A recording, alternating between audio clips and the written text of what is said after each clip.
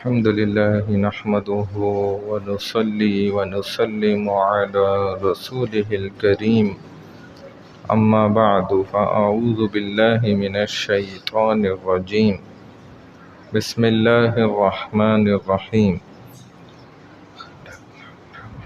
بات چل رہی ہے ہماری روحانی بیماریوں سے متعلق۔ اللہ سبحانہ و تعالی نے انسان کو دو چیزوں کا مرکب بنایا ہے، ایک جسم ہے اور دوسری روح ہے۔ جسم کے متعلق تو ہر بندہ فکر مند نظر آتا ہے دنیا میں، لیکن روح سے متعلق ہم بالکل بھی اکثریت انسانوں میں غیر فکر مند لوگ ہیں۔ اور دونوں میں سے اصل جسم اور روح میں سے جو اصل ہے وہ روح ہے، جسم بھی اصل نہیں ہے۔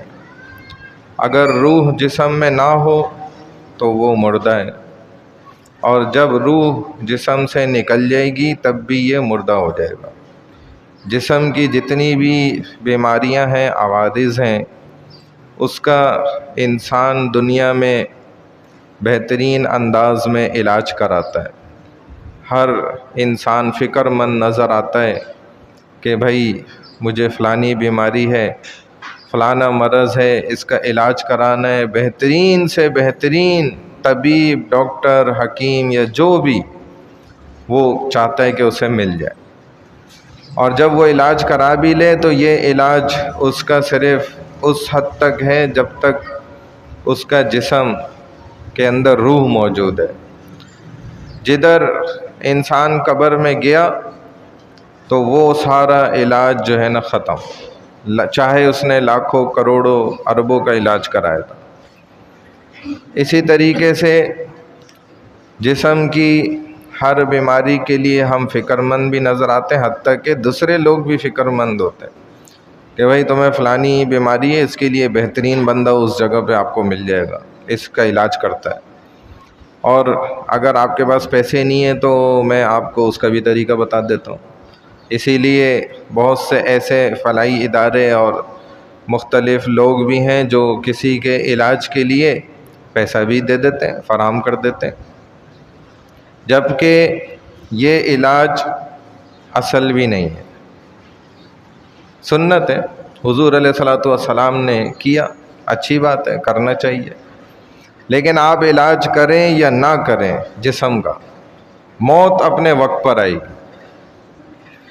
چاہے آپ نے ایسے بہت سے واقعات ہیں کہ اس قدر انسان کو کوئی مرض لگا اور اس نے علاج کرایا کروڑوں روپیہ، اور ادھر ٹھیک ہوا اور فوراً مر گیا۔ علاج بھی اس بات کی گارنٹی تھوڑی ہے کہ آپ زندہ رہیں گے، موت جس وقت ہے نا اسی وقت پہ آئے گی۔ لیکن روح کا علاج جو کہ بالکل فرض ہے، جس سے ہم میں سے ہر ایک انسان غافل ہے، اور یہ جسم مرنے کے بعد آگے استعمال نہیں ہوگا۔ یہ جو جسم ابھی ہے نا ہمارے پاس، یہ آگے نہیں جائے گا، یہ ختم۔ یہ دنیا میں تھا، دنیا کی اندر ہی مٹی اور ختم، یہ جسم آگے جائے گا ہی نہیں۔ لیکن روح یہی والی آگے جائے گی، اور اگر روح کا علاج نہیں کرایا ہوگا تو یہ ناکامی صرف اس دنیا کی نہیں ہے، بلکہ مرنے کے بعد تو اصل شروع ہوگی پھر ناکامی۔ اگر اس روح کے اندر ذرہ برابر کی بھی بیماری رہ گئی نا، ذرہ برابر، میں کوئی بڑی بیماری کی تو ابھی تذکرہ کر دیتا ہوں، یہ میں وہ بات کر رہا ہوں جو بہت چھوٹی سی، کسی کو جیسے ایک جسمانی بیماری ہو جاتی ہے، نزلہ ہو جاتا ہے، زکام ہو جاتا ہے، کھانسی ہو رہی ہے، جی میرا گلا خراب ہے، جی وہ سر میں درد ہو رہا ہے، بخار ہے، وہ جی بس چوٹ لگ گئی تھی تو ادھر تھوڑا سا درد ہے، فلانے میں درد ہے، تھوڑا گھٹنے میں درد ہے، یہ چھوٹی چھوٹی بیماریاں ہیں، یہ چھوٹی بیماری۔ تو روحانی بیماریوں میں بھی جو چھوٹی بیماری ہو، چھوٹی بیماری کیا کہ آپ کو جو ہے نا کوئی دوسرا برداشت ہی نہیں ہو رہا، غصہ آ رہا ہے، ٹھیک ہے، چھوٹے لیول پہ. یہ بھی جب بڑھ جاتی ہے نا تو خطرناک ہو جاتی. غصہ آنا یہ روحانی بیماری ہے جس کا علاج ہم میں سے کوئی بھی نہیں کراتا. ہم سمجھتے بھی نہیں ہے کوئی بیماری ہے غصہ آنا. حضور علیہ الصلوۃ والسلام نے اس کے بارے میں کیا کیا فرمایا اور اس کا کیسے علاج ہوتا ہے اور اس کا علاج ہوتا کدھر ہے، کون کرتا ہے اس کا علاج، اور بہترین علاج کرنے والا کون ہے، کچھ بھی نہیں پتا. جس کے علاج کے لیے نبیوں کو اللہ نے بھیجا، 1,24,000 کم و بیش انبیاء علیہ الصلوۃ والسلام نے جسم کے علاج کے لیے نہیں دنیا میں آئے، بس بلکہ کس علاج کے لیے آئے تھے؟ روحانی علاج. انسانیت کی قوموں کے روحانی علاج کے واسطے اللہ نے ایسے برگزیدہ اور دنیا کے سب سے بہترین لوگ جو تھے نا، وہ اللہ نے پوری فوج بھیجی ہے کہ انسانوں کی روحانی علاج ہو جائے. جو انسان جھوٹ بولتا ہے نا، یہ بیماری ہے. جو انسان غیبت کرتا ہے، چغلی کرتا ہے، تکبر، یہ ایٹمی بیماری ہے، خطرناک ڈیزیز. جیسے کسی کو خدا نخواستہ کینسر ہو جائے نا، آپ کہتے ہیں بھئی اس کو خون کا کینسر ہو گیا، تو ہم کیا سمجھتے ہیں؟ بھئی یہ تو گیا خون کا کینسر، پورے جسم میں کینسر پھیل گیا. خطرناک بیماری ہے. ایسے ہی روحانیت میں خطرناک بیماری کیا ہے جو میں آپ کو بتا رہا ہوں؟ تکبر. کیسے خطرناک ہے؟ حضور علیہ السلام نے فرمایا. نبی علیہ الصلوۃ والسلام کیا فرماتے ہیں کہ وہ انسان جنت میں جا ہی نہیں سکتا جس کے دل میں رائی کے دانے کے برابر تکبر ہے. تو ایٹمی بیماری ہوئی نا، خطرناک مہلک بیماری. لیکن اس کا اچھا تکبر ہوتا کیا ہے؟ ایک انسان ایسے مونچھیں بھی رکھتا ہے، یہ تکبر ہے. یہ میں آپ کو بتا رہا ہوں، یہ ہمیں تو سمجھ نہیں آتی نا. ایک بندہ ایسے اسٹائل کے بال رکھتا ہے اور ایسے پف مارتا ہے نا بازار میں، یہ تکبر ہے. ایک بندہ اپنے رومال کو ایسے جو ہے لٹکا لیتا ہے نیچے نا، لوگوں کو دکھانے کی. شادی میں جیسے کرتے ہیں نا نوجوان لڑکے، اور ایک جیسا رومال اور باندھتے ہیں اور لٹکائے ہوئے اور ایسے تکبر کی چال سے، یہ تکبر. اس طریقے کا کوئی بھی معمولی سا عمل بھی آپ کے دل میں ہے نا کہ میں دکھا رہا ہوں اور میں بڑا بن رہا ہوں اور میں سب کے سامنے پیش ہو رہا ہوں اور میری واہ واہ ہو رہی، یہ تکبر. یہ ہر جگہ پہ ہو سکتا ہے. یہ جدھر میں بیٹھا ہوں یہ ادھر سے میرے اندر بھی ہو سکتا ہے. اگر میں یہ سوچوں نا کہ دیکھو میں سمجھا رہا ہوں اور یہ سمجھ رہے ہیں اور میں ادھر بیٹھا ہوں یہ ادھر بیٹھے ہیں، تو یہ بھی تکبر ہو جائے گا. اور اگر میں یہ سمجھ رہا ہوں نا کہ بھائی میری کیا اوقات ہے، یہ تو اللہ نے مجھے ادھر بٹھا دیا، میری کیا حیثیت تھی، میری کیا پدی کا شوربہ، تو یہ سوچ رہا ہوں، تو پھر ٹھیک ہے، پھر تکبر نہیں ہے. تو تکبر دیکھیں، یہ سارے خطرناک عمل، یہ مہلک بیماری ہے روحانی. اب ان بیماریوں کا علاج کیسے کون کرے گا؟ ہم کرانا بھی چاہتے ہی نہیں چاہتے. ابھی تک تو ہم اس کے لیے بھی نہیں سمجھ آ رہا نا. یہ اتنی خطرناک بیماری ہے. جھوٹ بولنا، بد نظری کرنا، دل چاہ رہا ہے.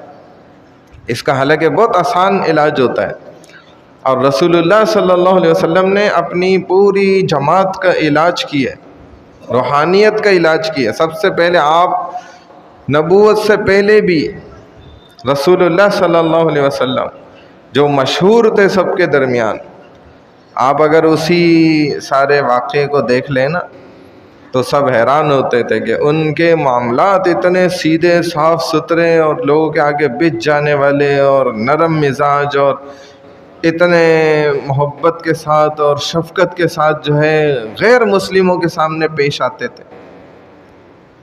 یہ وہی بندہ کر سکتے جس میں روحانیت ہے. خود رسول اللہ صلی اللہ علیہ وسلم جو ہے نا، ایک کافر جو گھر میں آ رہے تو آپ اس کو اپنی جو ہے نا گدڑی جو ہے جس کے اندر چھال بھری ہوئی ہے وہ کھینچ کر اس کو بٹھا رہے ہیں اور خود جو ہے نا زمین پر بیٹھ رہے ہیں. وہ کافر کہہ رہے یہ 2-3 عمل دیکھ کر ہی مجھے اندازہ ہو گیا کہ یہ واقعی کوئی عام بندہ نہیں ہے، یہ حقیقتاً اللہ کا نبی ہی. میرا دل گواہی دینے لگ گیا. اس نے بعد میں کلمہ بھی پڑھ لیا تھا. اسی وجہ سے تاریخ میں یہ الفاظ لکھے ہوئے ہیں کہ یہ اسی عمل کو دیکھ کر. یہ کیسے آتے ہیں؟ جب انسان کے اندر سے روحانیت کے جتنی بیماریاں ہیں نا یہ نکل جاتی ہیں. تو رسول اللہ صلی اللہ علیہ وسلم نے جو بہترین جماعت تیار کی نا، وہ روحانی بیماریوں کا علاج کر کے وہ صحابہ ایسے بنا دیے جو پہلے دشمنی میں ایک دوسرے کی جو ہے نا گلے کاٹنے کے لیے تیار تھے، اب ان کے لیے گلے کٹوانے کو تیار ہو گئے۔ اور روح نکل لی آخری وقت کیسا ہوتا ہے، اس وقت تڑپتے وقت میں بھی وہ کہہ رہے ہیں کہ بھئی اس کو پانی پلا دو، وہ آگے والا کہہ رہے اس کو پلا دو۔ دیکھو تو یہ بھائی ہم اس کے لیے جو ہے نا فکر مند ہو، یہ ایسے ہی نہیں ہم ادھر روحانی بیماریاں روزانہ جو ہے نا اس کے متعلق بات کر رہے ہیں، اس کا بڑا بہترین مقصد ہے۔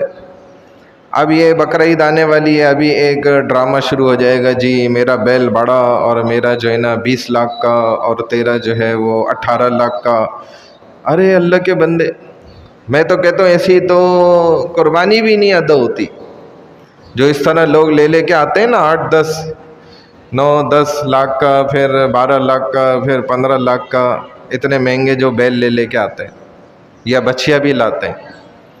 جو گوشت اس وقت بھی مارکیٹ میں 900 1000 1100 1200 روپے کا مل رہا ہے نا، اس کو پہنچا دیتے ہیں وہ 7,500 8,000 روپے کا کلو گوشت پڑتا ہے اس پہ۔ اسی وہی جانور ہے اور اس میں گوشت کم نکلتا ہے، چربی اور گند بلا زیادہ ہے۔ اور اگر آپ کو واقعی غریبوں کی نہیں جی ہم تو لائے تو ٹھیک، ہم تھے 15 لاکھ کا بیل لیکن ہم نے سارا ہی بانٹ دیا، تو یہ بھی آپ نے غلط کیا۔ غریب کو اس سے کیا تعلق کہ جو ہے نا 8,000 کا 9,000 کا کلو گوشت تھا یا وہ 1,200 روپے والا کلو تھا۔ اگر یہی آپ جو 15 لاکھ کا لائے، اتنے میں آپ جو ہے تقریباً کم سے کم جو ہے نا 10 11 تو آ جاتے جانور، گوشت بھی بڑھ جاتا، غریبوں کو بھی زیادہ مل جاتا۔ تو یہ صرف اور صرف خالصتاً کیا ہے مسئلہ؟ دکھاوا۔ جس کے دل میں ہے وہ کر تو قربانی رہے کہ میں خون گرا رہا ہوں، حالانکہ وہ جنت میں بھی نہیں جائے گا، کیونکہ رسول صلی اللہ علیہ وسلم فرما رہے ہیں کہ دل میں اگر رائی کے دانے کے برابر تکبر ہے نا، تو یہ تکبر کی تو وجہ ہے کہ ایک دوسرے کو دکھانے کے لیے اور بڑا بننے کے لیے مارکیٹ میں اور ہماری واہ واہ ہو جائے اور جی نام ہو جائے، جی اس نے تو فلانا بیل۔ ابھی یہ بیماری سامنے آنے شروع ہو جائے گی آپ کے، کیونکہ یہ بقرعید قریب ہے بس اب۔